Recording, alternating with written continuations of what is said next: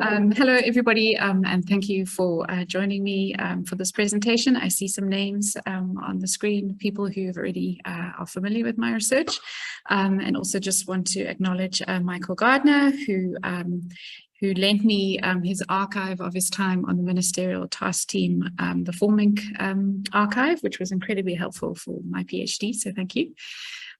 So essentially, this paper explores the role of SADTU in education governance in the post-apartheid period. It draws from my PhD research, which explored state capacity and governance in education over a 50-year period. So from the late apartheid period and exploring how that late apartheid period, separate development, etc., structured the education administrations, and then how that in turn shaped relations between mainly the unions, the ANC, and state bureaucrats in the post-apartheid period. So that's my PhD. And it drew from archival research. So I went to the old state archives in Pretoria, as well as archives in the Transkei and Ciskei, which are not properly catalogued, so they're quite patchy. I also did a lot of interviews with teachers and union leaders, administrators, politicians, NGO people, etc. And some of the research was drawn from a project that I worked on at Parry for GTAC, which is a unit in the National Treasury, who commissioned a piece of research on procurement in the Eastern Cape Department of Education. So I spent a year and a half flying up and down to that department and working with a team of other people, and really got a kind of everyday sense of what the administration was like there. Spent a lot of time sitting in corridors and having casual conversations with people. And that research, I didn't know it at the time, but that research was really fundamental to sparking my interest in this topic. And I drew a lot of that research into my PhD. So I just want to make an apology that for those of you who have actually read the paper needs quite a bit of work. It's essentially sort of culled from the PhD, and not sufficiently reworked yet into the kind of framework and argument I want to make. But hopefully this seminar will be very helpful for that.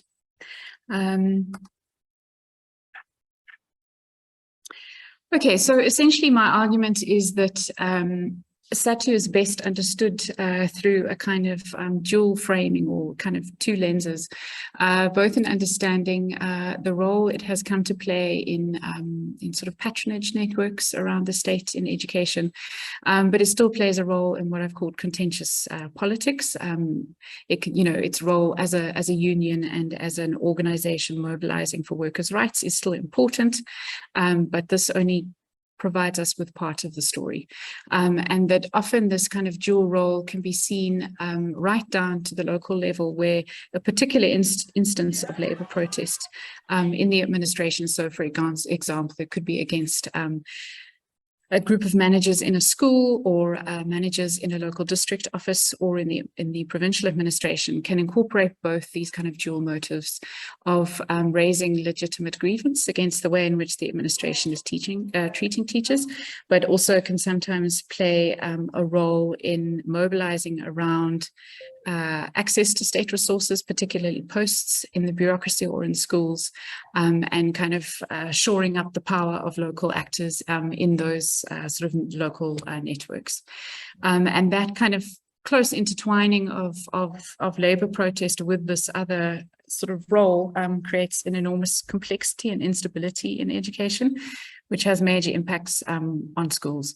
My presentation today doesn't really concentrate on exactly what that impact is. So for those of you who are interested, I can talk about that in the question and answer section. I begin the paper by noting that it's quite an understudied phenomena in the sociology of education in South Africa. I think that there's a large and strong body of work which has examined the emergence of SADTU. Well, not large, but strong body of work which has looked at the historical emergence of SADTU, to the events in the 1980s and early 1990s that led to its establishment, its history in the wider workers' movement in South Africa and anti-apartheid struggle. But there is far less on the kind of contemporary role of SADTU at the moment. And the little work, I know that there's a book coming out soon, which is also going to be looking at the sort of complex role that unions are playing now. Logan Govender, I think, is one of the editors, and somebody else. But there really is a dearth of work in the space. There was an honours thesis done by Catherine Patillo a number of years ago, which looked at the role of SADTU in patronage networks around posts in KZN. But yeah, it really has been insufficiently studied. And I begin the paper with suggesting that one of the reasons that there's this sort of gap in the literature is that there's still a deep commitment to analysing unions in terms of contentious politics. I think this is especially so in the context of the still very resource scarce context in which teachers work. They work in incredibly difficult sort of situations in schools. They are not properly supported by the administration, and that has been exacerbated by a kind of acute shortages of resources in the education system across the board. So I think that kind of sort of sensitivity to and empathy for the position of teachers, as well as a kind of strong history of detailed work on the unions in the 1980s in South Africa, has perhaps shaped a kind of reluctance to engage in the sometimes quite messy and ugly face of the union in its this other role, its dual role. And in making that argument, and in my thesis, I draw from the work of Javier Ayero, who's an anthropologist who's done a lot of work on patronage systems in Argentina, in urban centers of Argentina. And he has written a number of really, I think, very useful articles on this kind of the sort of problems with creating a very dual or polarized framing of polarized framing of contentious politics and patronage politics. And he says they're often intertwined and are present at the same time. And then I think that in a similar vein, the work of Malusi Langa and Carl van Holt in their research on local service delivery protests makes a similar kind of argument. So in one of the chapters of my thesis, I look at this sort of track the early emergence, sort of look at NUSA and the growth of progressive teachers unions in the 1980s. And I do draw on the work of, for example, Eddie Webster in understanding these unions as examples of social movement unionism, and show how there was this close intertwining of mobilization for worker rights with broader critiques of the apartheid system and also of capitalism, and that those unionists in these progressive unions, and at the beginning, sort of mid-1980s, there were these small progressive unions had developed across the country. Well, I wouldn't say entirely across the country, but there was a rich tradition emerging in the Eastern Cape, for example, in the Transvaal, in Limpopo, and this kind of rich tradition of these small progressive unions were fundamental in shaping the birth of SADTU in the early 1990s. I take a brief look at NUSA. NUSA deserves, I think, far more study than it's gotten so far. So that's maybe a separate paper that I would like to write. And there's work by Linda Chisholm and Michael Gardner's looked at this, and others on NUSA. But NUSA is actually quite a different organization to SADTU. And SADTU, in a way, is quite different in character to those, even though these are all important influences on the character of SADTU. SADTU emerges as very strongly a union movement. It's focused on workers' rights, it's focused on pay, it's focused on conditions of service, it's focused on correcting the sort of injustices in dismissals, for example, of teachers for political mobilization at the time, etc. So if anybody would like me to chat a little bit more about my research on this period, which is in chapter 4 of my thesis, I can do so in the question and answer session. So there's quite a lot of writing, or I should say, I would say the majority of the writing on SADTU focuses on this big debate in the late 1980s and early 1990s on professionalism versus workerism or unionism. And obviously, there's a kind of growing move in this direction internationally. By 1992, many of the professional teachers associations around the world have taken on a more workerist stance, in part in reaction to budget cuts in education in many other countries as well, and in part as a result of kind of wider calls for democratization and questioning of the way in which professionalism can be a cover for the state to keep teachers' demands in check, and that kind of history. So there's been a lot written here. I do track some of those debates, which obviously to a large extent followed race lines, with white teachers having a lot to gain from this more professional framing, given their preferential treatment by the state for, near 100 years or more than 100 years. But what I show in my thesis, and only mention briefly in the paper because I don't have the kind of space for it, is that by the mid to late 1990s, this, and partly also that there's a breakaway, there's obviously a split between those organizations that form SADTU in the workerist tradition and those that form NAPTOSA in the more professional association tradition. But then the SADE-ANC-UNION leaves NAPTOSA to form its own union. They cite reasons for leaving, and they cite as it's sort of too much involvement of NAPTOSA in resistance politics, as well as the fact they don't feel that Afrikaans is being sufficiently supported in engagements with the state or sort of protection of Afrikaans in schools. So they leave, and towards the end of the 1990s and the beginning of the 2000s, there's a sort of real narrowing of differences on issues of, for example, collective bargaining, performance appraisal systems, teacher salaries, and that kind of thing. And so my claim in that particular part of the paper, and I do it more substantially in the thesis, is that the biggest gap, the sort of biggest differences in the NAPTOSA and SADTU emerge actually when you're looking at practices of governance at the local level, and are not so starkly seen in the way in which NAPTOSA versus SADTU are engaging with the state on issues of things like salaries and policy, etc. So SADTU is sort of shaped by, this sort of rich range of anti-apartheid activism and worker activism in the 1980s, but it really is a child of the transition.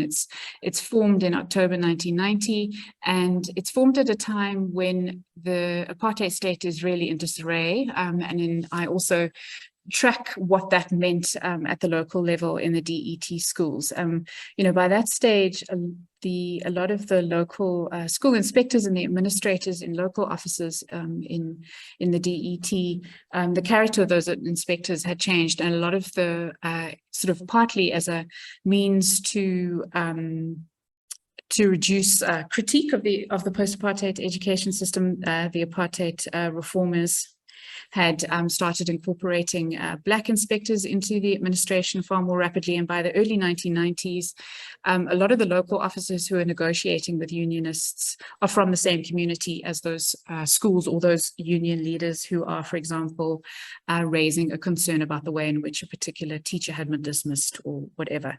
So SADTU's really gained a lot of power and a lot of ground at the local level and also at the national level, and the context of this sort of this faltering apartheid state administration, and the kind of growth in the worker movement more generally. So they're in a really strong position. But as soon as we enter democracy, many of those leaders go into the administration. So their senior leadership is depleted in a way quite quickly. Some of those leaders kept their role as union leaders and went into the administration, but a lot of them are quite torn in that position, especially in the context of the fact that they're now, as soon as, this history is well written. that by the 1990s, there are major budget cuts, and the RDP is shelved, and GEAR replaces RDP.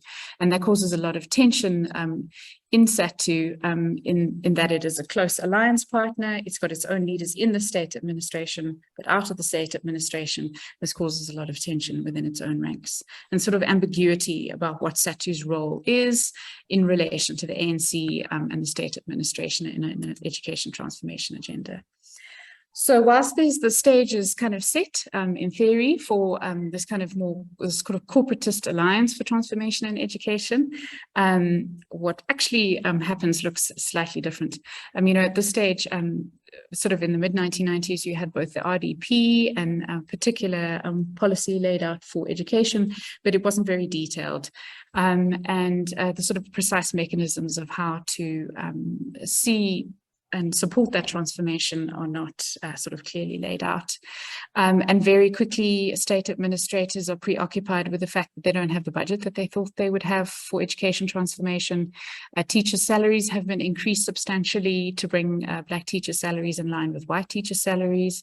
The apartheid debt was underestimated in the early 1990s, and the new administrations are faced with this terrible apartheid debt. And then GEAR comes in and consciously makes cuts to social spending a part of its attempt to get debt under control. And Linda Chisholm, I quote your paper about what happened to people's education, and the commitment to education as more than just getting numbers through the school system to support an economy, but education as having a kind of role in social justice and broader kind of social transformation, and that kind of spirit is slightly lost. So there's a lot of perhaps disappointment in this late 1990 period, but at the same time, a lot of tension growing between teachers and the state administration on issues like the teacher redeployment process, to some extent on teacher salaries, and lack of resourcing to schools. But at the same time, the sort of close alliance between union leaders and in Gauteng, for example, the new leadership in Gauteng is made up of sort of broad heterogeneous range of actors from the progressive education sector, so union leaders, people from the NECC, local education NGOs, people who'd been in Wits School of Education, and so on. And this group of people, this kind of heterogeneous group of actors who come into the administration, but who all kind of are motivated and coalesce around a kind of broad support for the ANC's vision for education. It does help lend a kind of coherence to this new administration in that early period. There's a lot of work done with union leaders at the local level to help stabilize schooling.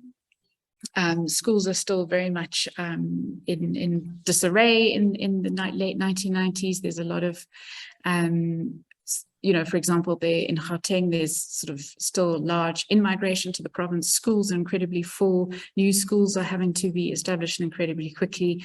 And there's a lot of sort of pressure on the administration and still a lot of sort of contestation and instability. And at the same time, so some of the local union leaders are doing a lot of work to try and stabilize schools and develop kind of local partnerships for their schools, and using sort of commitment to participatory school governance as a way to do that kind of commitment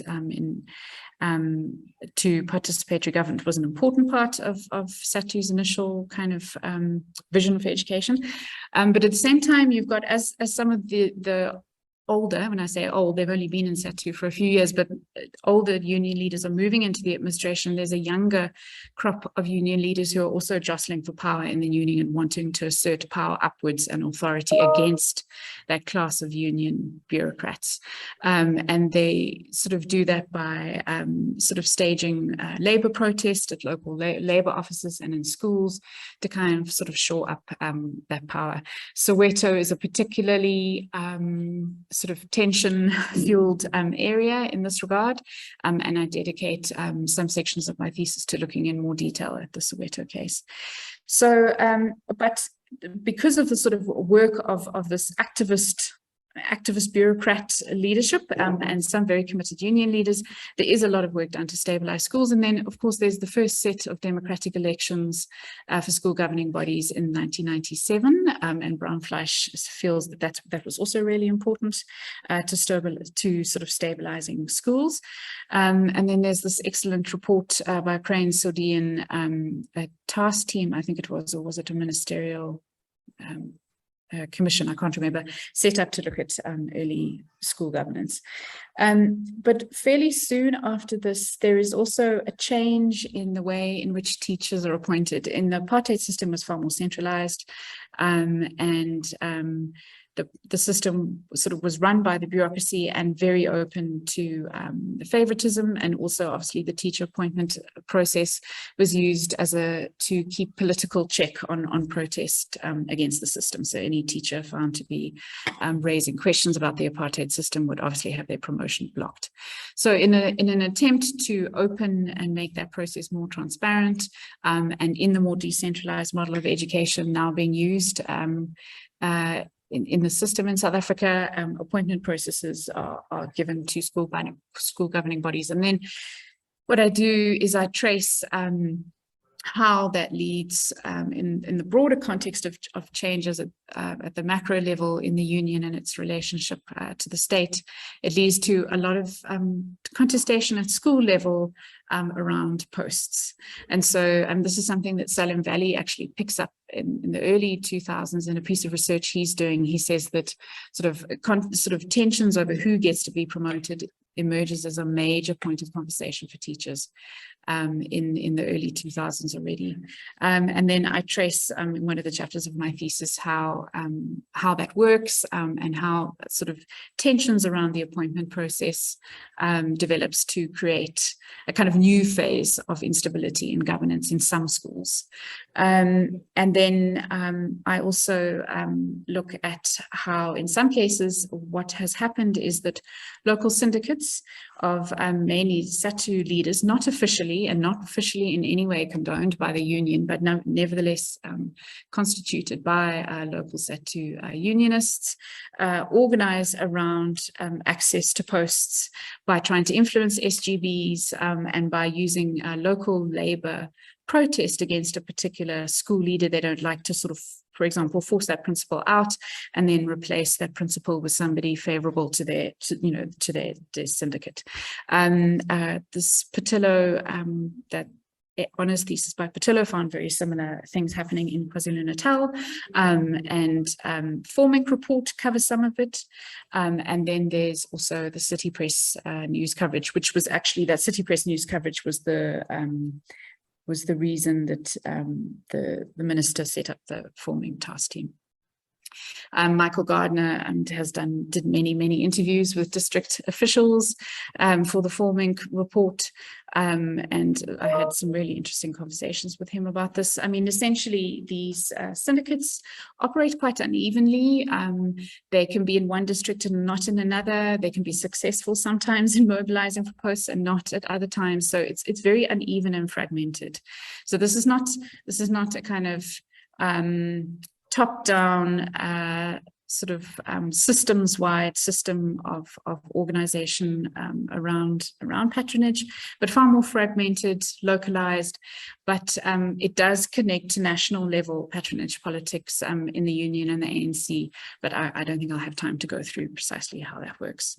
Then at the national level, at this stage, the ANC's adoption of GEAR, obviously, and this is a history that's been well written about, causes a lot of tension in COSATU aligned unions, and I trace some of that tension and how it plays out with those who are mobilizing for a sort of replacement of GEAR with a far more progressive set of economic policies, and who mobilize against Mbeki, and some like Willie Madisha who are very supportive of Mbeki, and that causes a lot of tension in the unions in about, from about 2003 through to 2007-8, when Madisha is expelled and eventually Mbeki's removed and Zuma comes in. But then I explore how at the same time, and I spent quite a bit of time in the SATU archives here at Wits, looking at minutes of meetings and and looking at sort of also noting growing concerns by some of the rank and file about lack of transparency around the managing of the union's finances.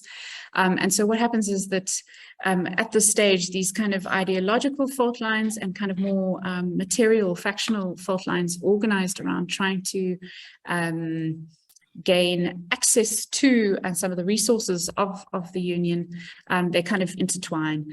And on a number of occasions, the union commits itself to a process of renewal. It does a number of organizational studies of its own organization and the problems with it. And they commit to a process of organizational renewal, but these fault lines grow. And eventually there's a split from the SADTU fold and also a split from SADTU, and a new union called SADTU is set up at a later stage, and I trace some of that in my thesis. So then what I do is I go back to the case study of the Eastern Cape, and I go sort of, a lot of work in this area around sort of growing factionalism in COSATU and ANC allied unions. For example, the work by Alexander Beresford, there's work by Carl van Holt, there's work by Buhlungu. A lot of it looks at the kind of broader role of the political economy and sort of, continuing patterns of inequality and barriers to participation in the economy as fueling the kind of intensity of struggles over state contracts and over union resources, etc. What I do in this paper, to a limited extent, I rush through it, and more depth of my thesis is that I look at how the character of the state administration itself actually has causal bearing on the union and sort of acts outwards to fragment the union, and is part of the story of that growing factionalism and instability in the union itself. And I focus in particular on the Eastern Cape, which is a more extreme case, an administration that has a very troubled period of transition in the mid-1990s, sort of bringing together 9 apartheid-era administrations under incredibly sort of stressed budgets, lack of information and data about the schooling system, broken filing systems and that kind of thing. So, and in fact, Njogu has looked at some of that legacy and work on local government and the water sector. And all of this produces an administration that really struggles to get off the ground in the mid-1990s, but in the context of a schooling system that is starved of support and really looking to the sort of democratic dispensation to radically change the support that schooling receives. And so SADTU is particularly active, demanding very quickly improved conditions from the new MEC at the time, who was Balintlela. She was not very responsive to the union, found them, I did a fascinating long interview with her. She found them rude and disrespectful, and there was major confrontation between her and the unions. And this kind of, in contrast to the Gauteng, you don't see this kind of broad-based, more progressive coalition for change that's able to kind of stabilize things and develop some space to put in place the kind of delivery systems that are needed for improvements in schooling. This sort of space is not there in the Eastern Cape. And then I look at how this incredibly fragmented administration never really develops any coherence, and how that shapes the union in turn. And there's multiple sort of different groups within the union and the ANC contesting for authority and power in the administration, both for programmatic politics, trying to get in to steer the education system in the direction they would like to see it go, but also a lot of kind of factional battles over access to state resources and to contracts, because the education budget, is really the education budget, health budget, and public works are the most substantial in the provinces. They're big budgets. So I look at how that develops, but I also, at the same time as there's this kind of jostling for access, the administration is struggling to develop these delivery systems. Teachers face this incredibly unpredictable and capricious state. 1 month teacher salaries just don't get paid at all, or randomly a whole bunch of teachers are taken off the system because the administration claims that they were double paid at another point.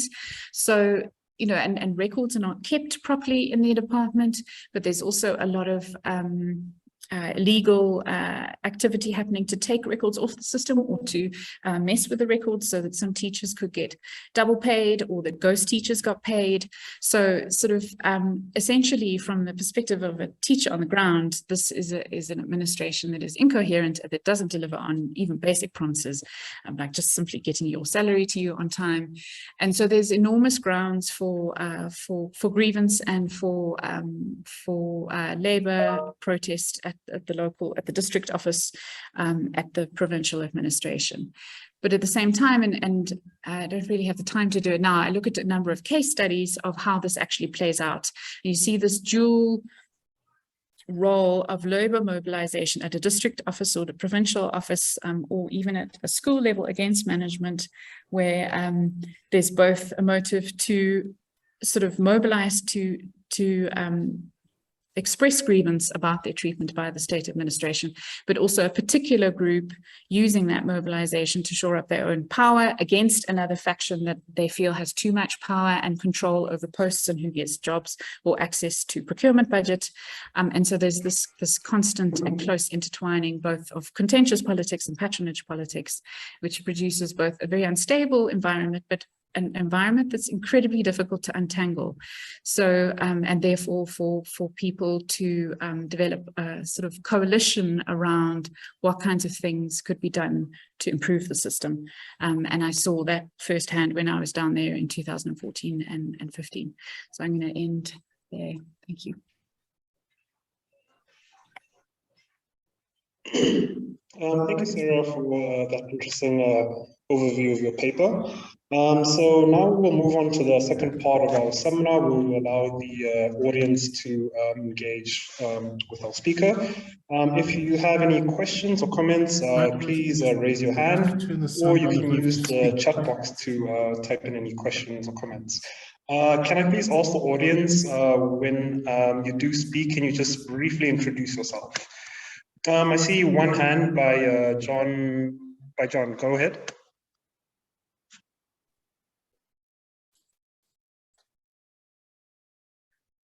Hi, thanks for the opportunity to attend the talk, and Antoinette, thanks for the pardon, sorry, John, could you just wait a minute? We just want to put the volume up. Can you hear? Sure, I can hear you.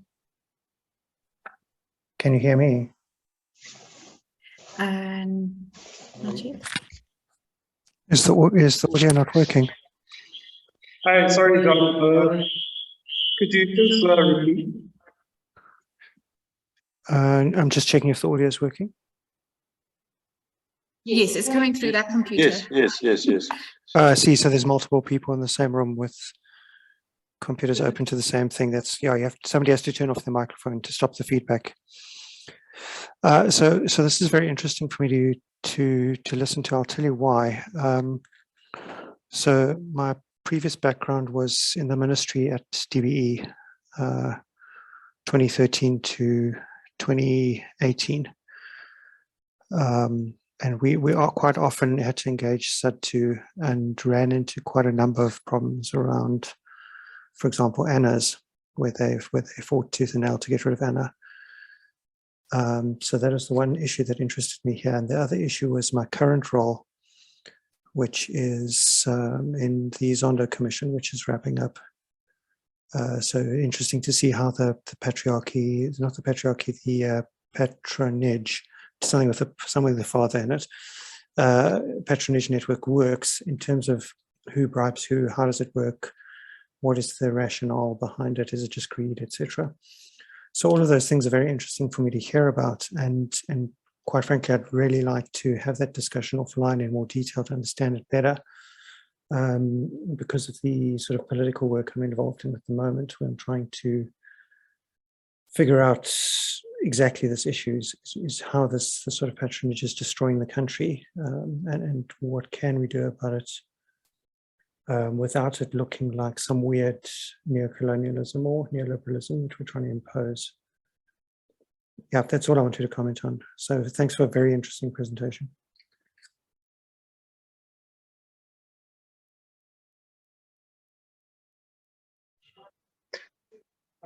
Thank you for that. Sarah, you can go ahead and answer that question. Thanks very much. I mean, I'm reading it more as a kind of observation. I'd be very interested to chat offline, and also to mention that Parry's organising a conference on the Zondo Commission. I hope you're able to come in September. I mean, my thesis does go into more detail about how it actually works. So, for example, how the sort of syndicates operate at school level and at the provincial level. I think, you know, the interesting thing about the way I see the system working in the case of the education sector, and I think it's true of South Africa more broadly, you can see it in local government as well, is that unlike, for example, you know, I was very interested in Ayera's work because it was partly looking at the kind of structure of patronage in the Argentinian case. And their patronage is organized in a far more top-down, I wouldn't say authoritarian, but top-down structured way, in a way. There's like a pyramid. I mean, you know, sort of talking about patronage as a pyramid is not, you know, it's a fairly mafia. common thing.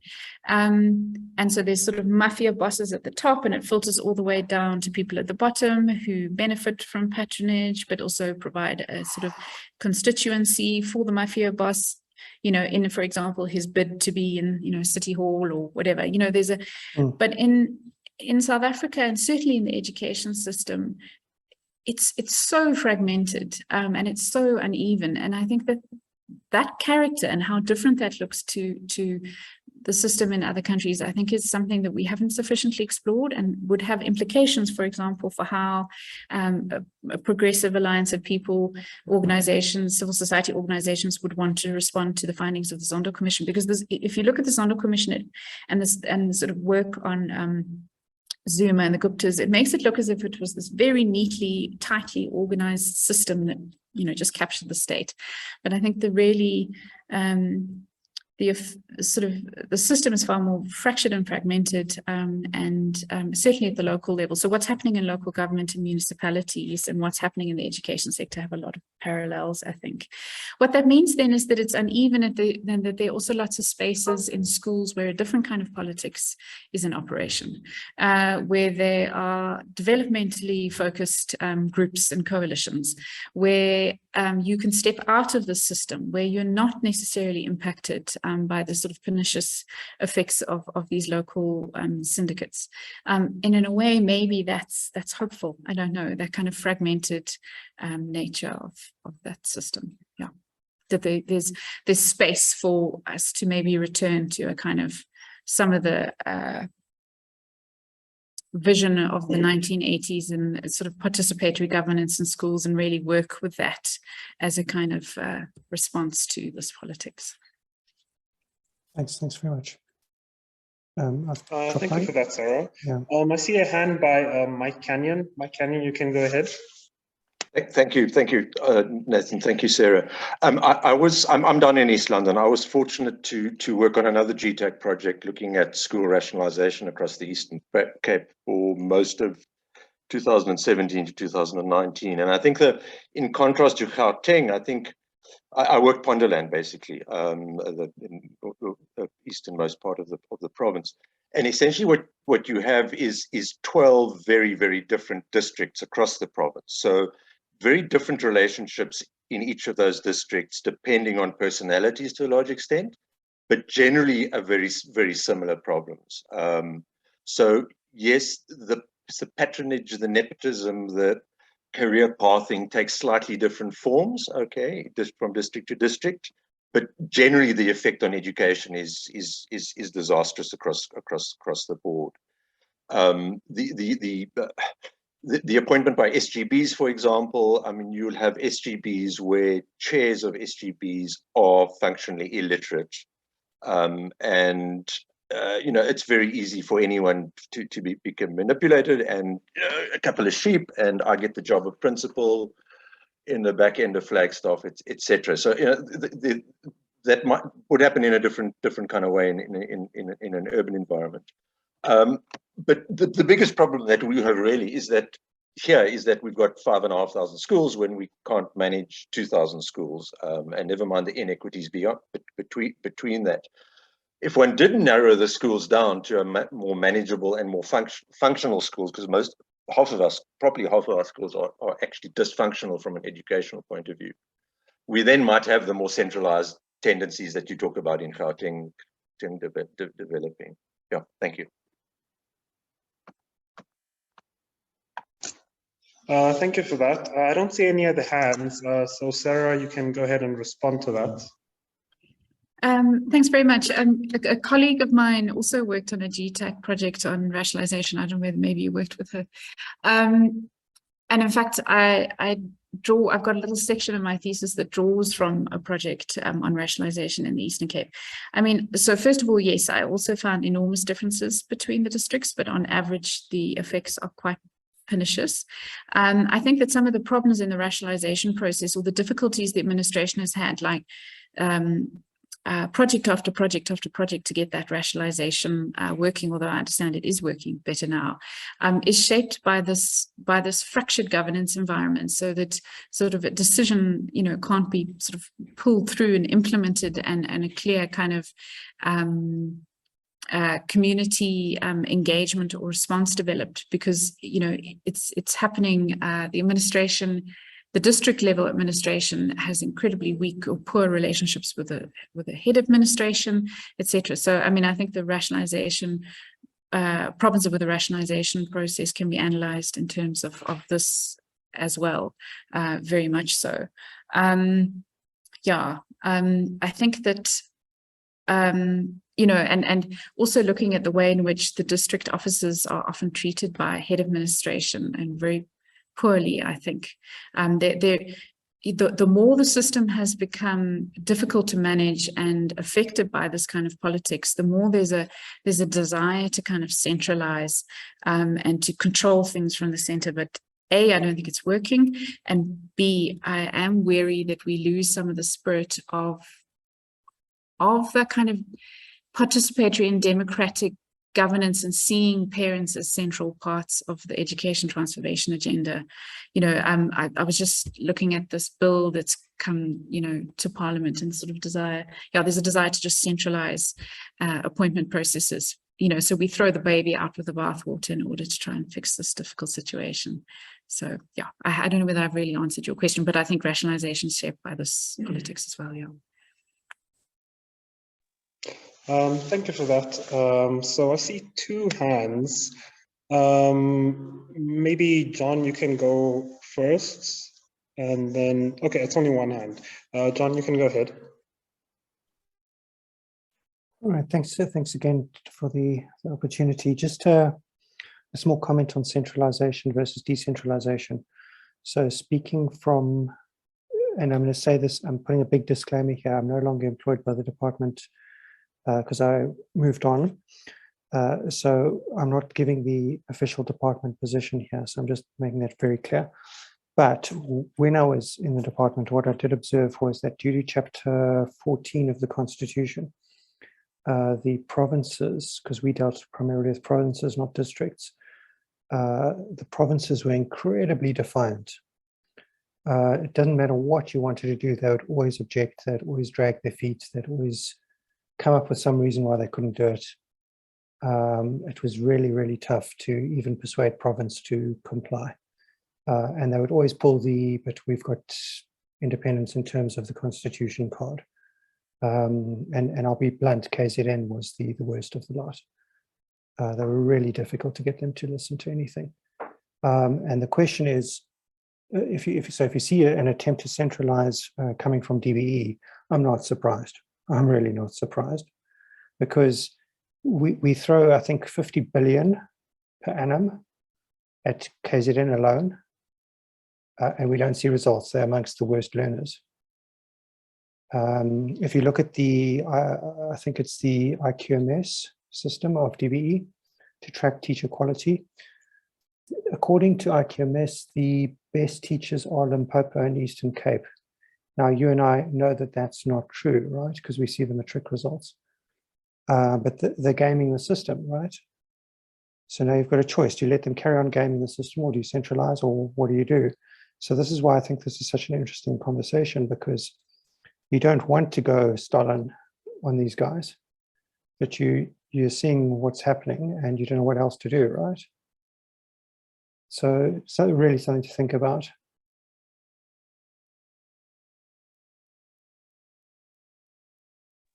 Thank you for that. So I see another two hands. Maybe Linda, you can go ahead, and then Ian, you can go afterwards.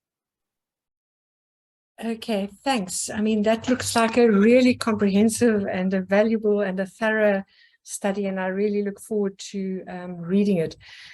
My question really is about leadership. I think you mention three presidents, Tulas, Nwesi, and Ntola, and Maluleke. Does leadership make any difference whatsoever to this phenomenon at all, or not? Is it worse under a particular leader or set of leaders? Does the leadership in the province make a difference? Could you maybe just say something about that? Did you look at that? Do you think it's relevant at all? I'm not sure it is, but I'd love to know what you think. Thanks. Thanks for that. So we have one more question. Would you like to take that? Ian? Ian, you can go ahead.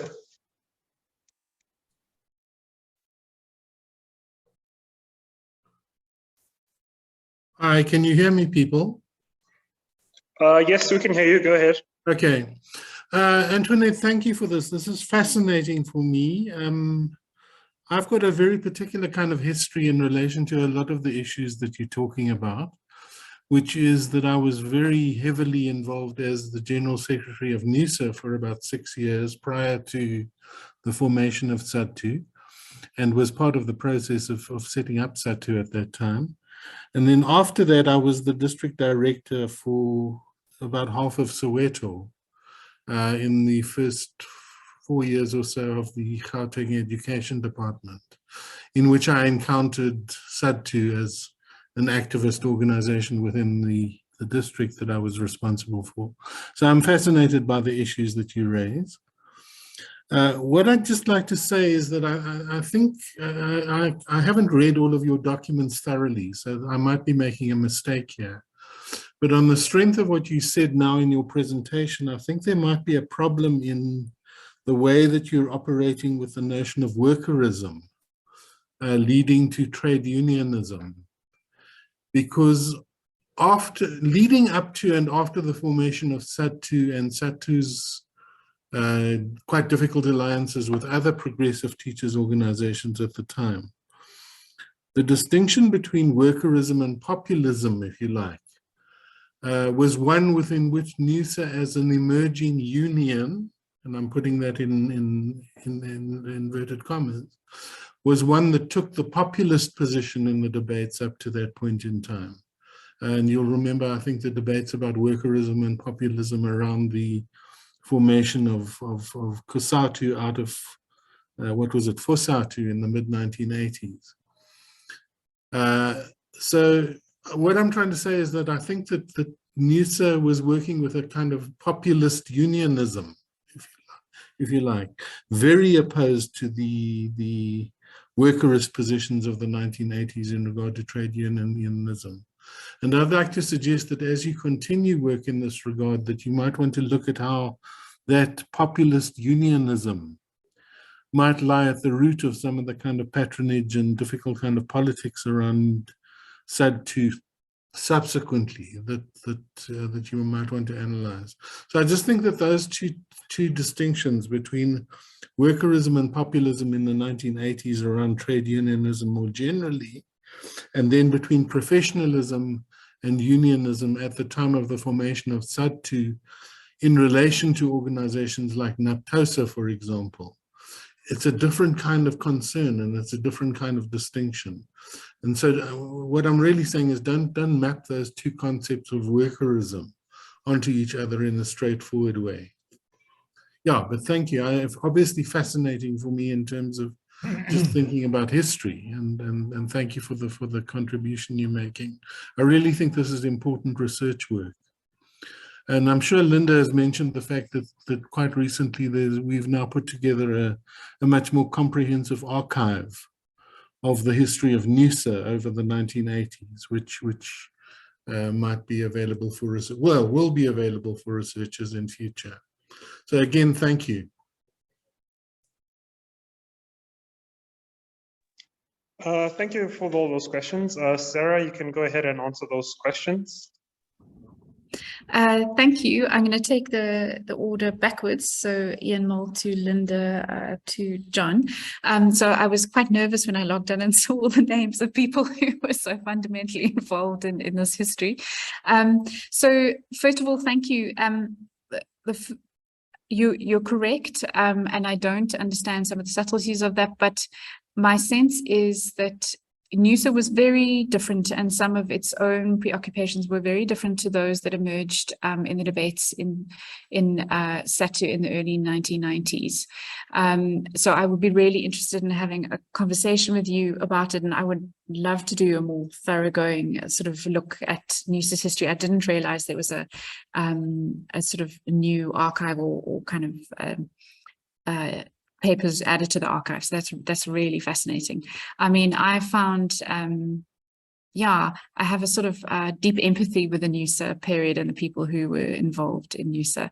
And I think it's a pity that some of that kind of lineage wasn't more fundamentally drawn in or remained in the post-apartheid kind of debates. But my question then would be, what do you mean though about how that more populism strain may be in some way linked to the development of patronage politics?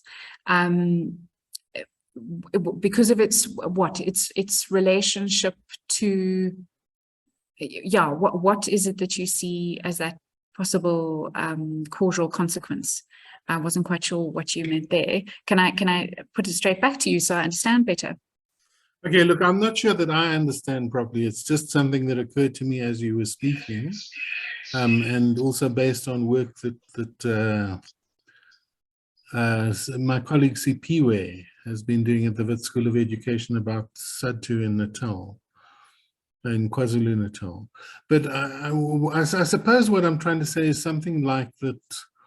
The populist unionism of SADTU at the time of its formation, was directed at the so-called, at the professionalism, as it was styled, of NAPTOSA and organizations of that kind.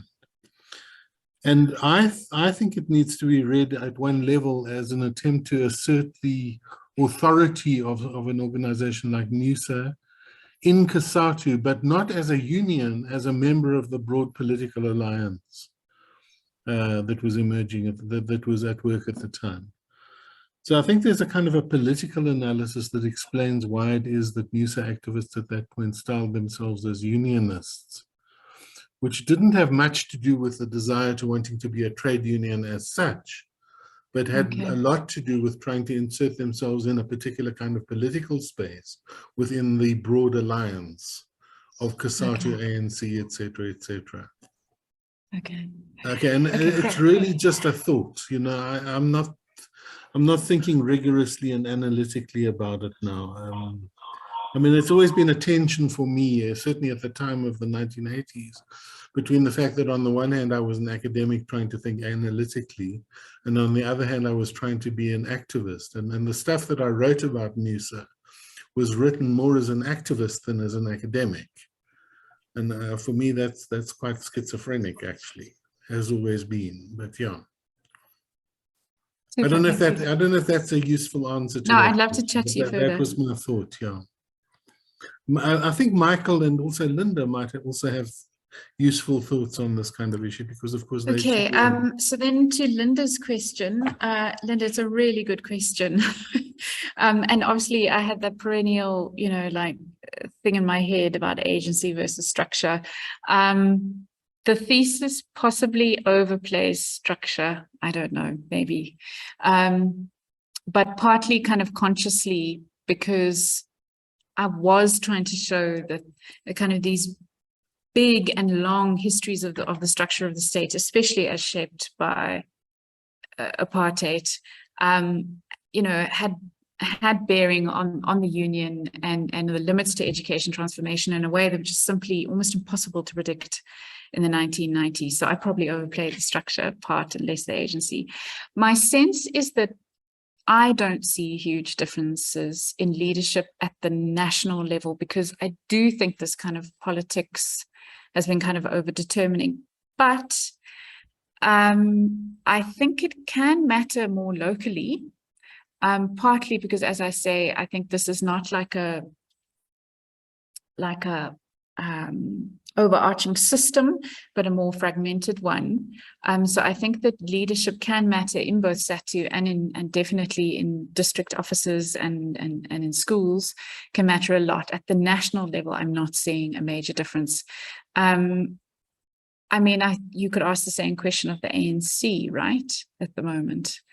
No, and I think partly because different leaders, there is a reform movement, for example, in one set of leadership being pushed out and another coming in, but because it's also intertwined with this other role, this dual role around mobilising of patronage, that sort of clear programmatic thrust in those leadership battles are not clear, and a clear reform agenda is constantly undercut.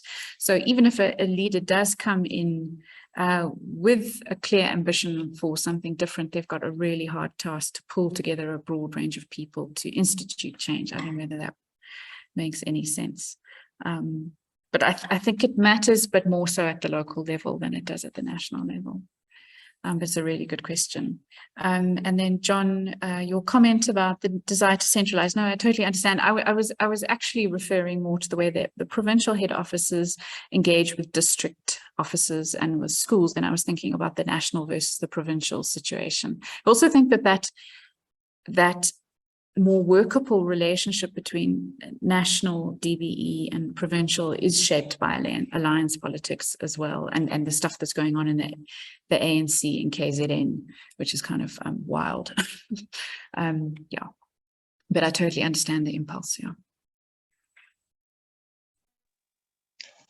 Okay, wonderful. Thank you, Sarah. Perhaps I'll allow Sarah to give her final remarks or concluding remarks, maybe just to wrap things up. Sarah, you can go ahead if you have any final remarks. Not really. Just to say that to Ian Mole, that if at some stage, if I have time to pick up on this, if I could chat to you, that would be really good. And also, John, if you'd like to chat as well, that would be cool. Yeah. Thank you. Okay, wonderful. Thank you so much, Dr. Sarah Meny Gibert, for presenting your paper today, and thank you for our audience for participating, questions and comments. And that will be all for today. Thank you so much, everyone.